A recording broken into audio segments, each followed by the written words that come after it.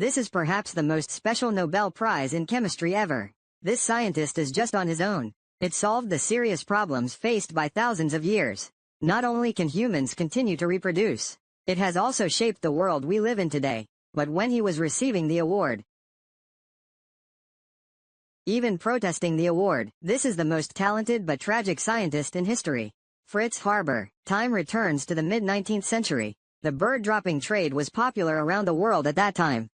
On the islands near the coast of Peru, millions of seabirds gathered. The excrement in it has accumulated into mountains. Soon, the guano business here is getting booming. Prices soared to $76 per caddy. It's equivalent to using 4 pounds of bird droppings to exchange for 1 pound of gold. So, why were people so keen on bird droppings at that time? This must start from the inside of the human body. First, the 5 chemical elements contained in human DNA are hydrogen, carbon, nitrogen, oxygen, phosphorus. Nitrogen is not only one of the essential elements that make up protein amino acids. It's also part of hemoglobin. It is also the core component of DNA and RNA. Therefore, all life on Earth cannot be separated from nitrogen, although we take it through plants and animals. But plants can only be absorbed through the soil. Due to year after year planting, we'll face a day when nitrogen is exhausted in the soil. This prevents the crop from growing healthily, causes a decrease in grain production. To increase nitrogen content in the soil, you need to use bird feces with a nitrogen content of up to 20%. Due to the rise of the Industrial Revolution, make the global demand for nitrogen very large. V close black lens bracket fast tropique du Capricorn, 1 tropique in 1872. At that time, British chemist William Crookes, I once made a terrible prophecy. If the world can't find another way to get nitrogen, then the entire human race will be left with little to nowhere due to the Great Famine. But the problem is, there is actually no shortage of nitrogen around us. For example, 78% of the air is nitrogen. But the nitrogen molecules here, it is composed of 2 nitrogen atoms combined with triple bonds. Very solid, can't be directly absorbed by humans and animals and plants. If you want to use it, use lightning to destroy the triple key. Decompose into individual nitrogen atoms, formation of nitrogen oxide compounds, and react with water droplets in the atmosphere, land into the soil. This is what we call making a living by God. Or use bacteria in the soil to break the chemical bonds of nitrogen.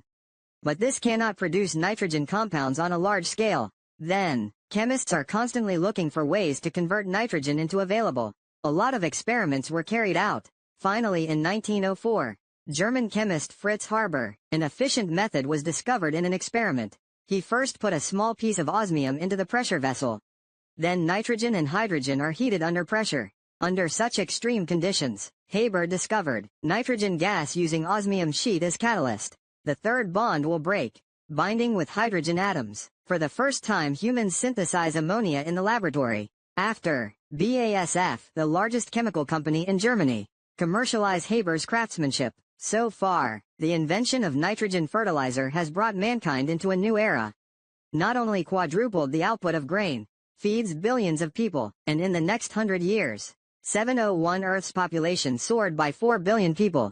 It can be said to be 1700. Our lives today are all thanks to Haber's invention.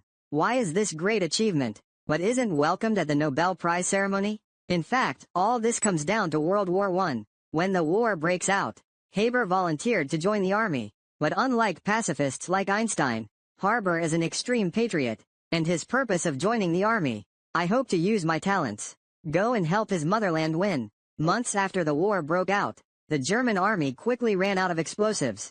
Since ammonium nitrate is not only an excellent fertilizer, it is also a potential explosive. So Haber decided to use ammonia as the raw material, change it to make nitrates used for explosives. His factory has also transformed, become a German gunpowder bank. From air making bread to air making explosives, Haber believes chemistry can make greater contributions to war. December 1914, he tried to create a deadly gas that was heavier than air, used to sink into enemy trenches, and targeted chlorine, although it was strongly opposed by everyone at that time. But Haber firmly believes, if the war can end faster this way, then it will save countless lives. In April of the following year, as the breeze blows toward the Allied trenches, release 168 tons of eccentric chlorine. It soon swept across the Allied camp, Any soldier who inhales gas will experience a horrible death, because chlorine can severely stimulate the mucous membranes in the lungs, causing a lot of foamy fluid in the lungs. Finally suffocated to death in extreme pain. Incomplete statistics. In the First World War, more than 100,000 soldiers died from Haber's chemical weapons, and this abuse of science. It also attracted great controversy and criticism for him, even considered a war criminal for a time. Finally in 1934, Fritz Haber dies in a hotel due to heart failure, ended this legendary and contradictory life. Although his scientific contribution cannot be denied, if there is no nitrogen fertilizer, global agriculture will not survive. But as a scientist he, use your own knowledge, invented the infamous chemical weapon. Later discussions about him, is it right or wrong? An angel or a devil? Who can make it clear? Who can make it clear?